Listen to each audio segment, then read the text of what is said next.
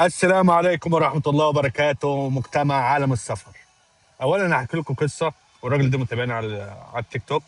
مواطن ليبي قال لي أنا عاوز أجي البرازيل سياحة وتعمل لي جولات سياحية وتظبط لي الدنيا، ونقعد مثلا 20 يوم، 25 يوم، ونظبط لك الدنيا.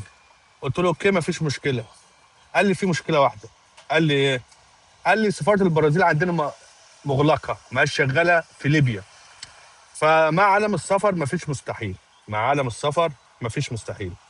فانا رسلت ايميل لسفاره البرازيل في القاهره، وايميل لسفاره البرازيل في تونس، عشان هم دول اقرب سفارتين ليهم.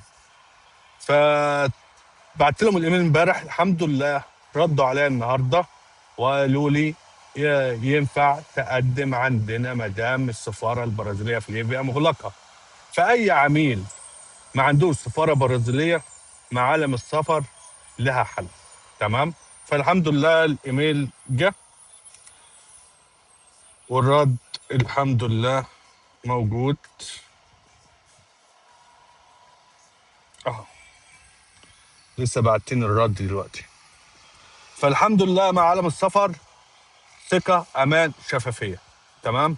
خدماتنا كتير: تقديم ملفك للسفاره، ارسال دعوات موثقه من شركه عالم السفر سواء سياحيه او تجاريه، زائد استقبال في المطار، استخراج الاوراق، ايجاد سكن، استشارات الاستثمار العقاري. وهنتكلم في فيديو مهم النهارده او بكره عن الاستثمار العقاري والخطوات المظبوطه قانونيا، عشان في ناس كتير بتضحك على الناس وتجيبهم هنا وبيحصل مشاكل.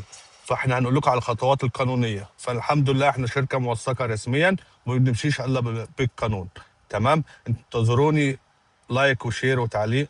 مع عالم السفر دايما انتم مميزين.